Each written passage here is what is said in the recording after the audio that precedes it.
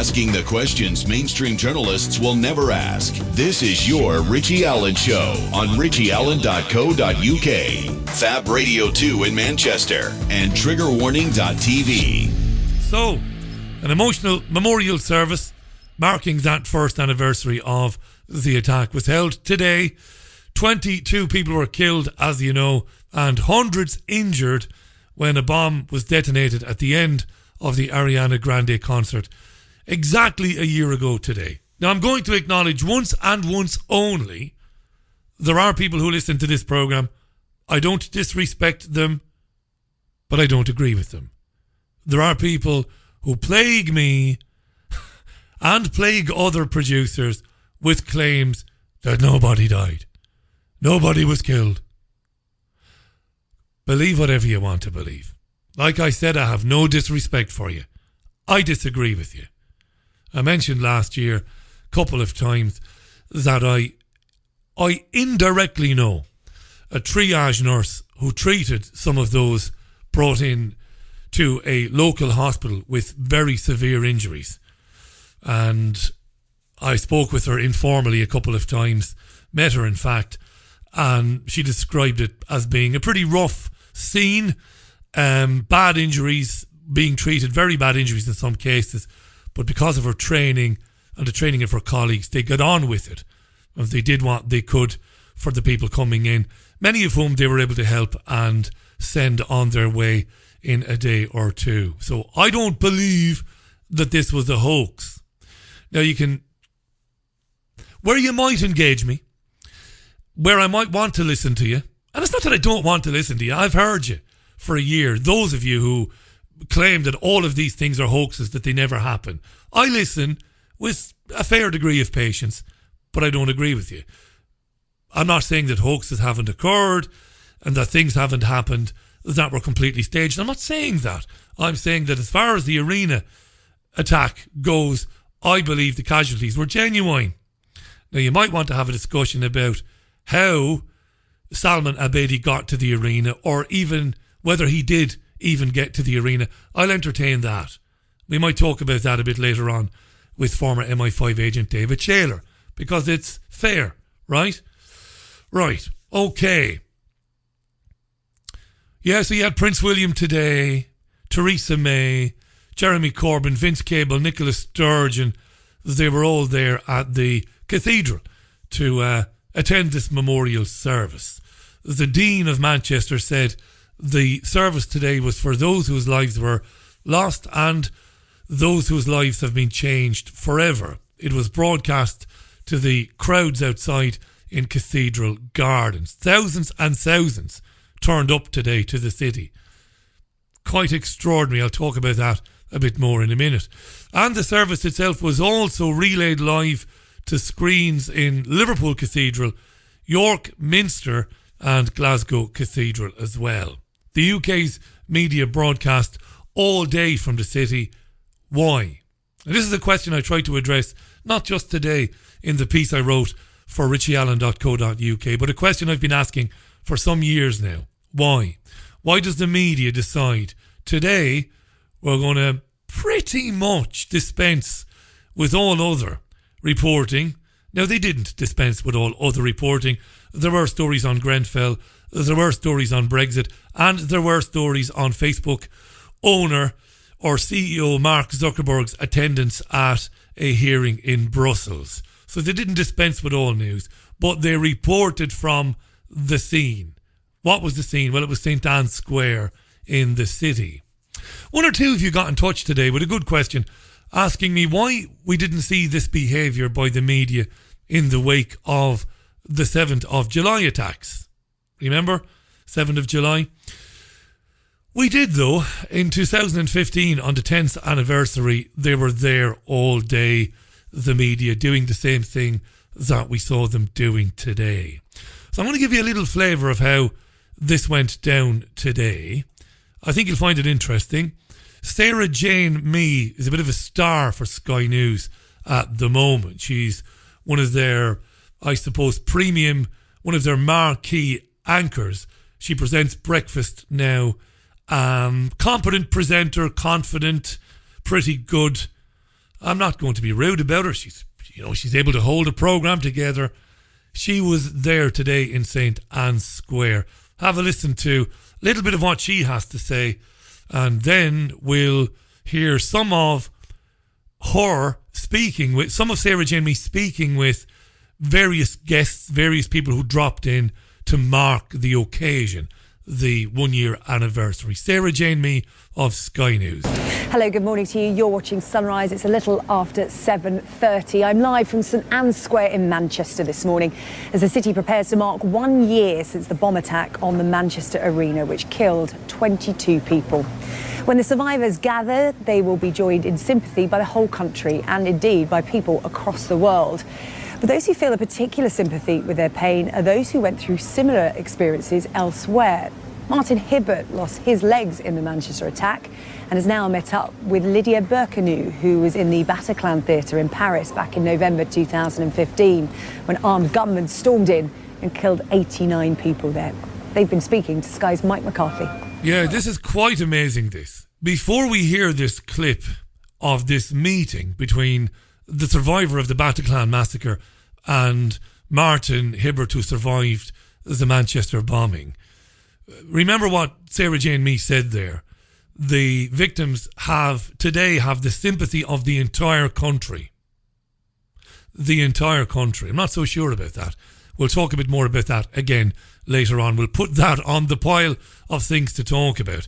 So here's that pretty amazing meeting. Now, before we hear it, again, it was bizarre to see all of these people coming to St. Anne's Square, laying flowers and wreaths and messages today. Quite bizarre. What's going on there? Well, before we talk about that, here's the meeting of Martin Hibbert. He survived, but he lost his leg. Terrible thing that is. It must be. I don't know. I've not experienced it, but I imagine it's terrible. And the French woman Lydia Berkenou, who survived in the Bataclan Theatre. Now, you might wonder, what was she doing there? Well, she didn't decide to come to Manchester on her own or of her own volition. She's been on Sky News quite a few times since the Bataclan shooting in 2015. She's been a regular when they've interviewed people talking about coming to terms with surviving a terrorist attack. So Sky News set this up, what you are about to hear. It is pure theatre. It is Sky creating the narrative, writing and spinning a drama, making news, I suppose you could say, but not reporting it. Listen to this. Platform 1 of the 1631 Northern service. Bataclan survivor Lydia Berkenou is travelling from London to the Lancashire home of Martin Hibbert. They've never met before, but they're united by a bond most people can never understand. They're united by a bond that most people can never understand. The reporter is giving you the impression that these people decided to set up the meeting. They didn't. The meeting was staged by Sky News. It's important to remember that. Lovely to meet you. You had a good trip? Both stared terror in the face and are about to share their experiences.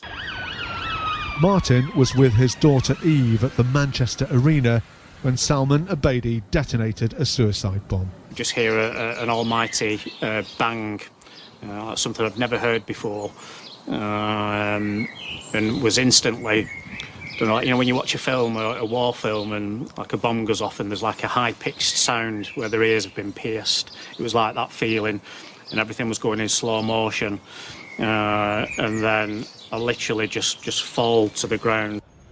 Lydia was in the audience at the Bataclan concert hall in Paris when heavily armed Islamic terrorists stormed the building. I can still remember people screaming, running, looking behind me, being stuck. I'm still blocking on that, being stuck and not be able to get out. And the after too. Asking for help, and because everybody was so thinking, what's happening? Now, you might think you've heard that 10,000 times before, and that's because you have. You've heard this over and over and over and over and over again. It was terrifying. there was a load of panic. I was terrified. I didn't know what to do. Nobody seemed to know what was going on. It was pandemonium. Am I showing some sort of insensitivity to what these people went through? No, I'm not, far from it.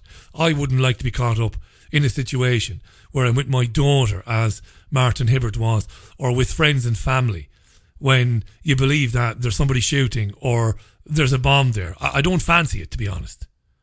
But was that the purpose of this exercise by Sky News? To put these people together, to tell us what we already know? They were terrified. They were absolutely scared out of their wits, not knowing what was going on. Why bring these two people together? Surely there's something more to this. Both continue to suffer, but in quite different ways. Martin's daughter survived the attack, albeit with serious head injuries. On the night, he feared the worst. The vision about seeing my daughter in front of me, dying, it's not being able to move to be able to help her is whether I will ever come to terms with that, I don't know. But that's literally the vision that I see before I go to bed every night. The first months, it would play like a videotape. Yeah. Constant, non-stop. Yeah.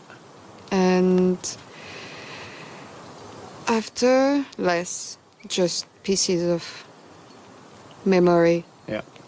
So I thought, we gotta support each other. Yeah, definitely.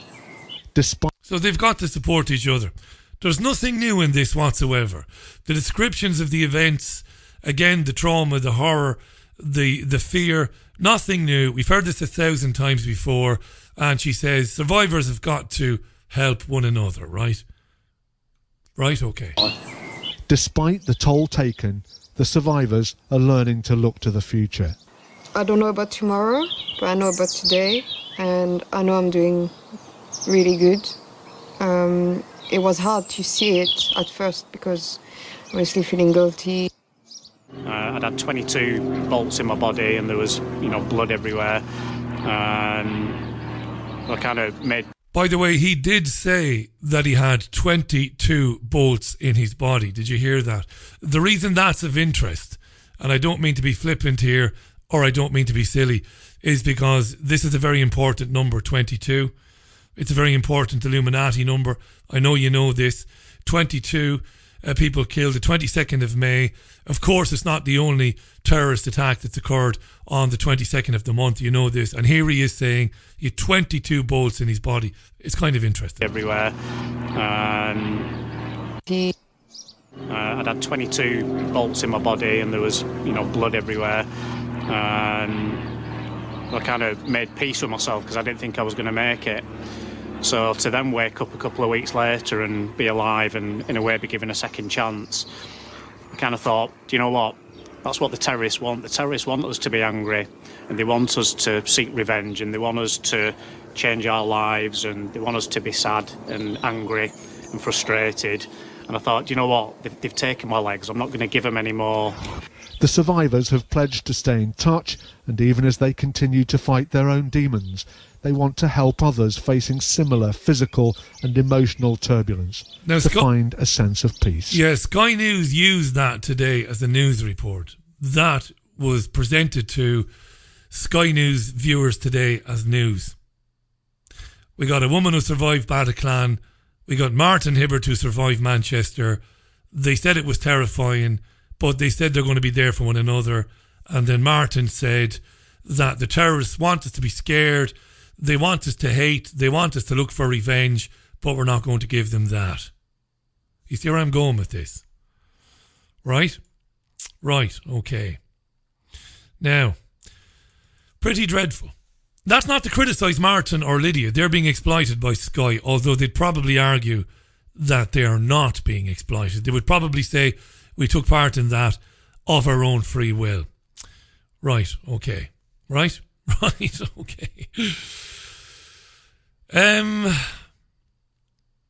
we moved on and we met a teenager who Sarah Jane Mee described as a survivor. She wasn't in the foyer when the bomb went off. She was still in the arena when it happened. She didn't see anything or witness any of the injured or the dead. The exit doors near her had been closed, presumably to protect anybody else getting shot or blown up while they didn't know what was going on. But she's formed a choir to help her and the other survivors cope with the trauma. Yes, it is a choir that is made up exclusively of people who survived the Manchester bombing. Here's Sky News again. I mean, Karis, so many people will be watching you this morning, and I know you've spoken since the attack about what you went through and just think how brave you are. But what's helped you is coming together with other survivors, and you decided to put together the Survivors Choir. How did that come about, and why a choir? So we have a social media site set up by the police, which you have to be invited to by the police, that is for survivors of terror.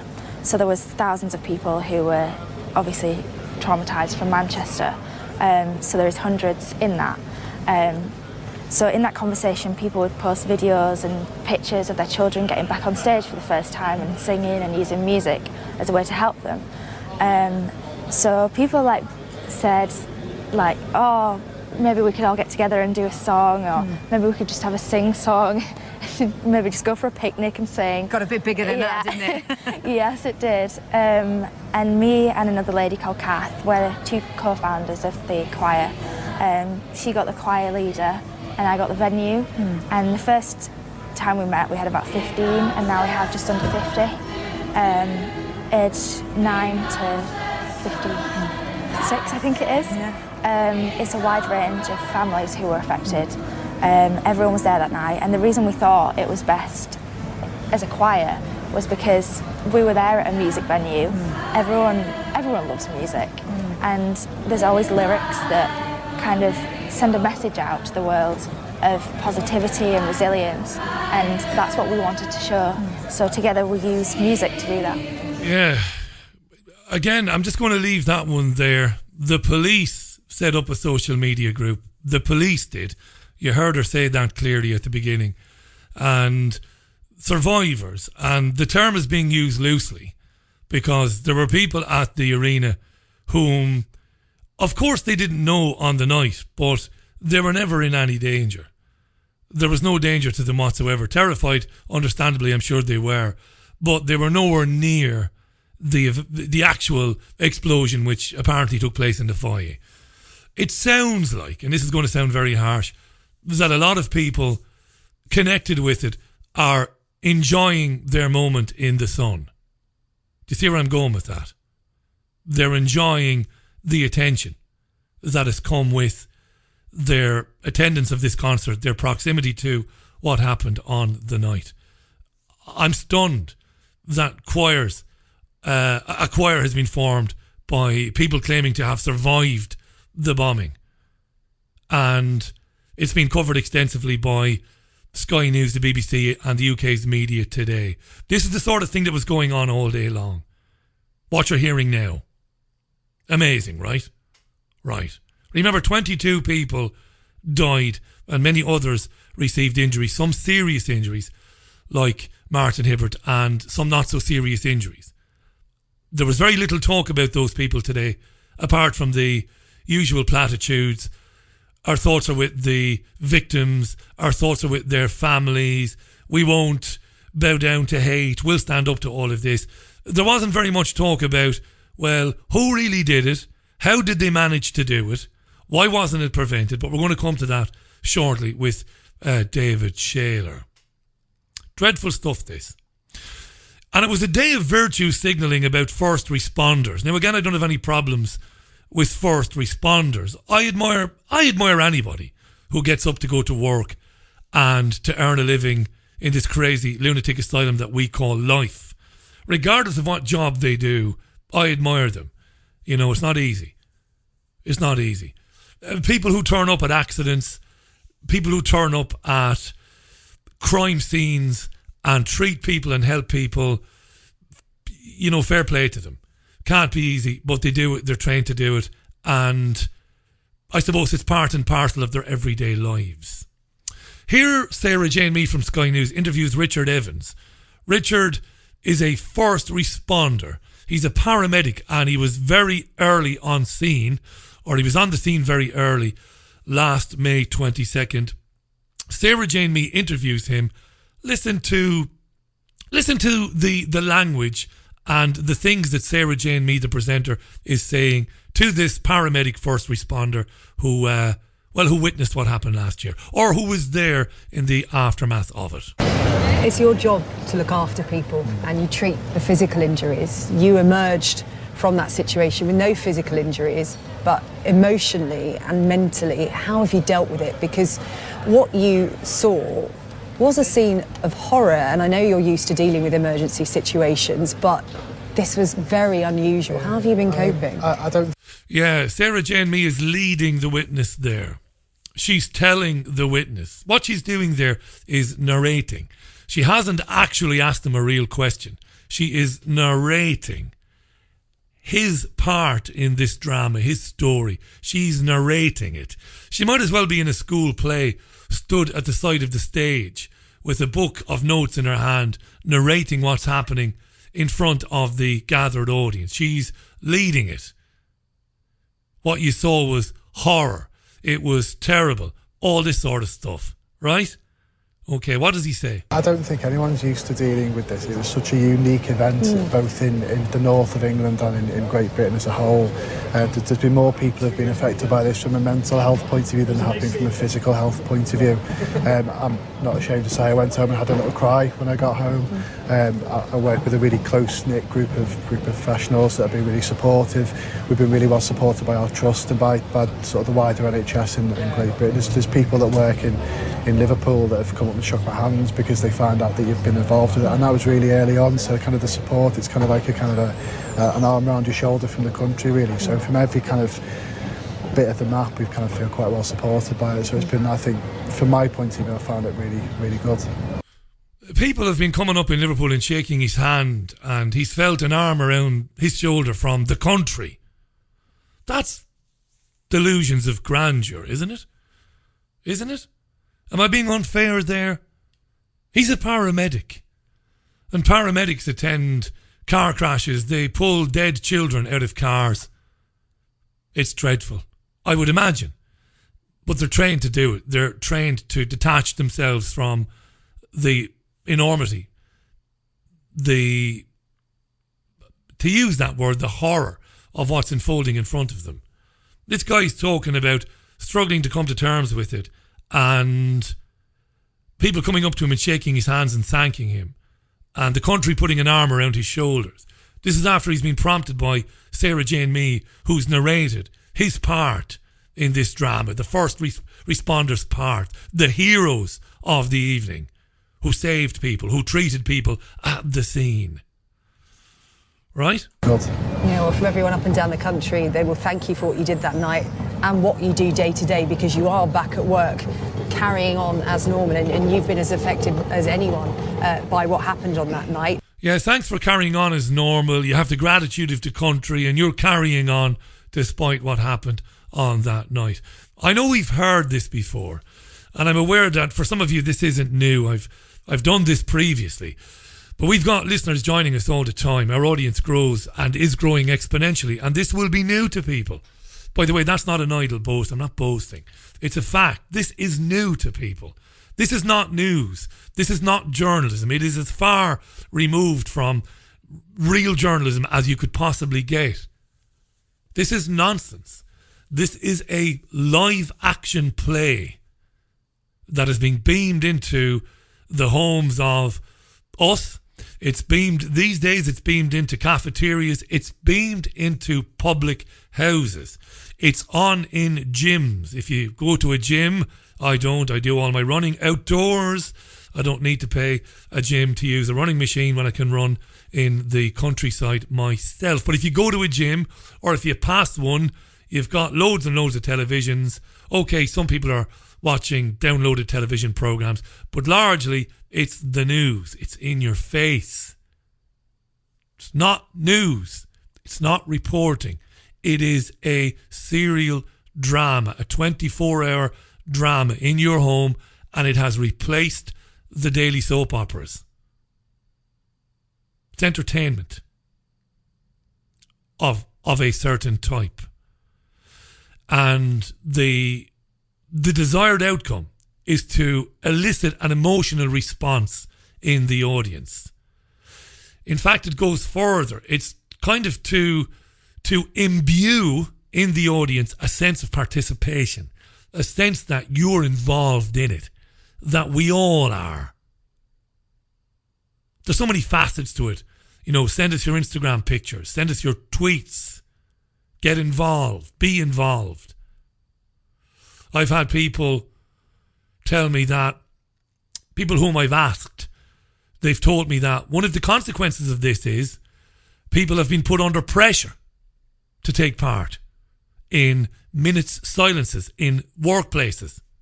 People have been put under pressure to attend vigils by people they work with and frowned upon, talked about, and pressured into attending, pressured into expressing some sort of remorse, some sort of sadness about something that you don't really have anything to do with. You see, and I'm not saying that people should be psychopaths or that people should be completely indifferent to the suffering of others. No, I'm not saying that. People are moved when they hear about children going to a concert and getting murdered. Of course they are. You can't not think about that when you hear about it. You can't not say, Christ, what must it be like for those parents? That's a human response. It's the first thing you think. It must be terrible. You know, you think for a couple of minutes about how hard it's going to be for them in the very short term, and in the long term, but in the short term. But then you don't think so much about them anymore because you didn't know them. You didn't have any personal relationship with them whatsoever.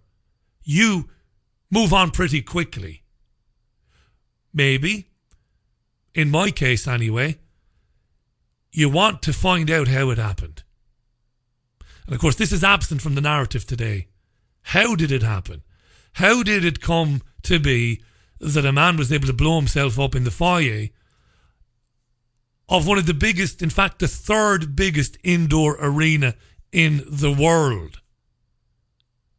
How did he manage to get in there and do that? That's what you want to know. Yeah, you spare a thought for the victims. You're not a psychopath, but you don't know them. You never met them, and you don't know anybody connected to them.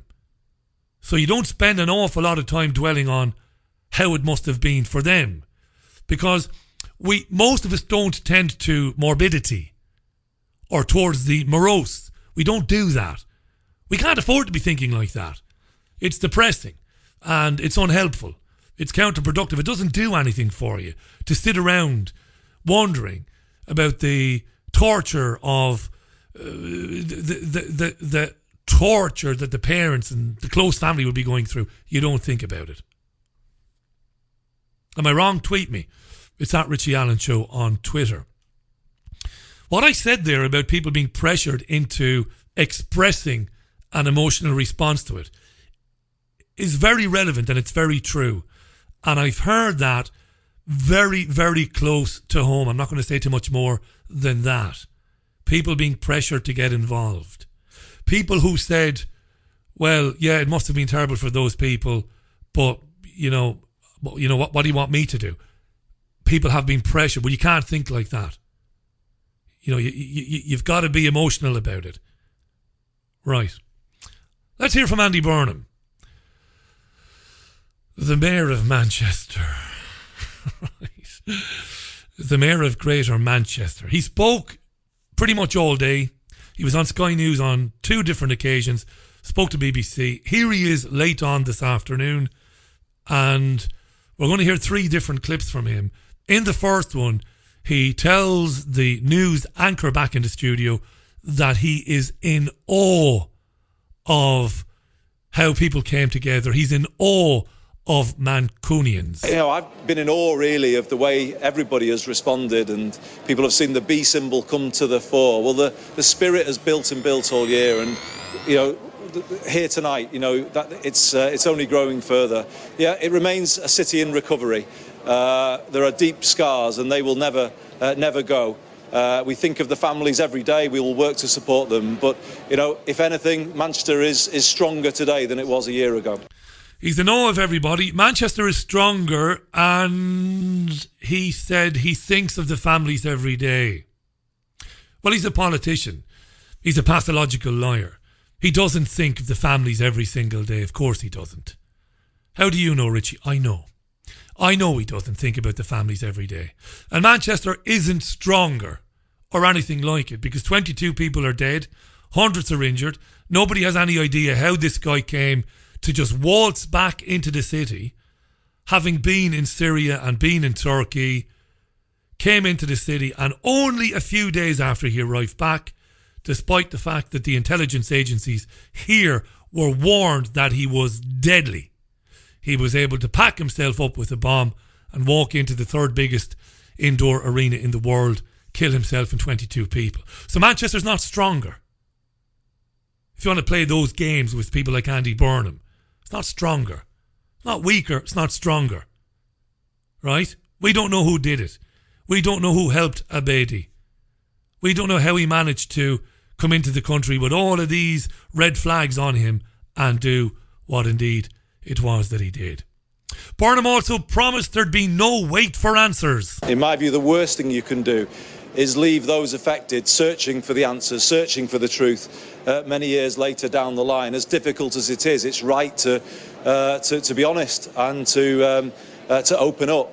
And from my point of view as mayor, I've got the job of keeping this city safe, and I honestly need to know what we got right but what went less well, so that we can work on that and make sure that Greater Manchester is more resilient and more prepared going forward. Yeah, no wait for answers, says Burnham. But again, this is political speak, really.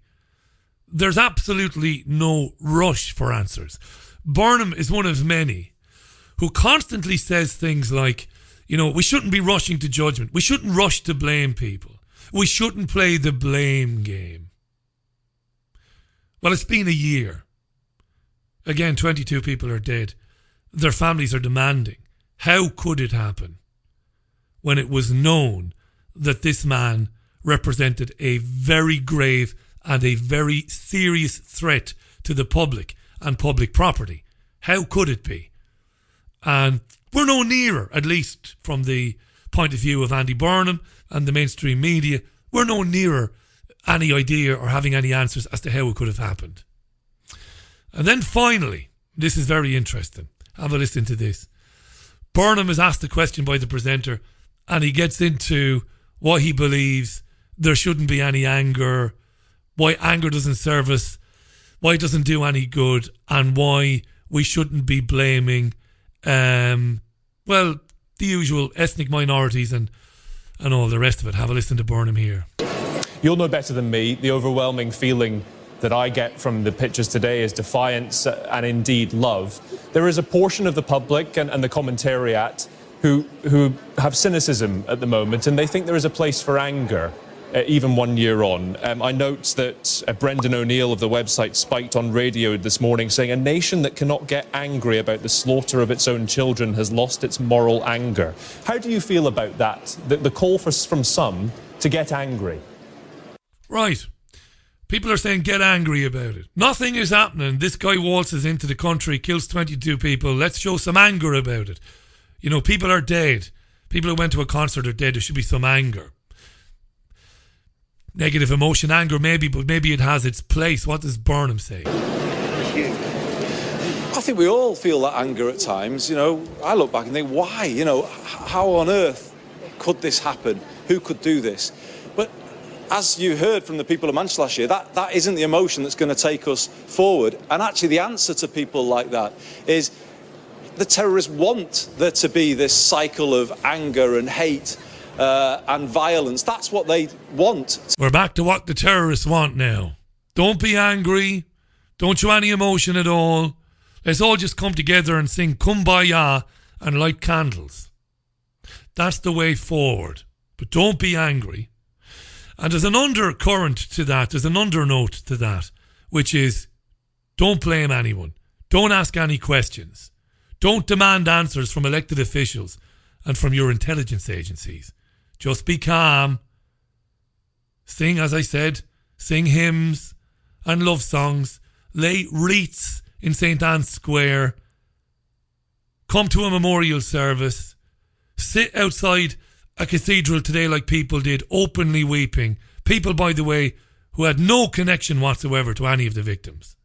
This lunacy, this grief culture, stirred up by this 24-hour-a-day serial drama news that is Sky News and the BBC. People crying outside the chapel today. That's the way they want people. Don't ask any questions. Don't blame anybody. Want to happen.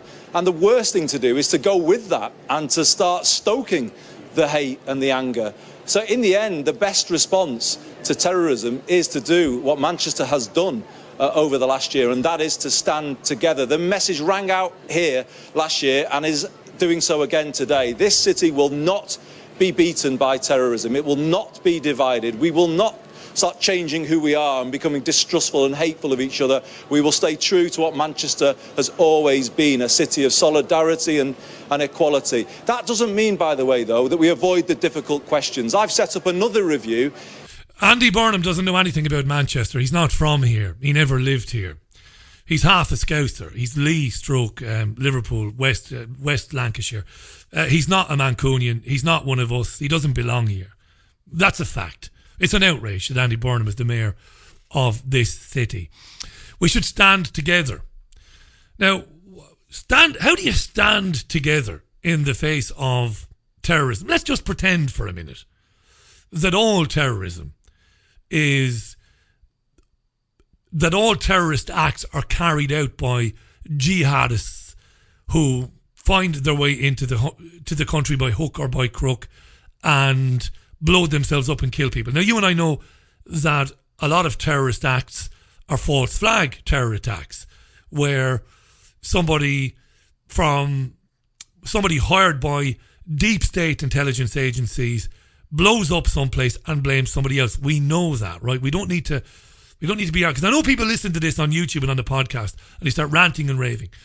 I'm putting a hypothetical situation. Let's just pretend that all the terrorist attacks are 100% genuine. They are not aided by MI5, by Mossad, by MI6, by the NSA. They're not. They're all genuine. Let's just pretend they're all genuine. All of them. What do you think that standing together is going to do about that sort of terrorism? Do you think that the Wahhabists in Saudi Arabia, the Wahhabists in North Africa, the Wahhabists who have caused so much trouble, so much destruction in Syria, do you think they're going to go, ooh, they're standing together? They don't hate. Oh, we better not do it again. It's crazy stuff, this. Crazy stuff. Don't ask questions. Don't demand answers. Don't demand accountability of your public servants. Just stand together. And don't be racist. Seems to be the order of the day. Into extremism and what more we can all do, what families, communities, all faiths can do to tackle the rising extremism, which is a feature of our time. So yes, we've got the strength in this city to take on those difficult questions. But actually, the worst thing to do is to carry that anger forward, because in the end, it will only take us to an even darker place. That's right. And that's what you had today, right across the BBC and Sky News. There was no talk about finding out how a man can come back into the country with the highest threat level assigned to him, warnings from French intelligence, from the Turks, from Italian intelligence, amongst others, saying this guy is radicalised, this guy has been in Syria, this guy is a jihadist, he is deadly dangerous. And he gets back to this city, and within 4 or 5 days, he can put a backpack on himself, walk into a foyer, blow himself up and kill 22 people. Can't ask those questions.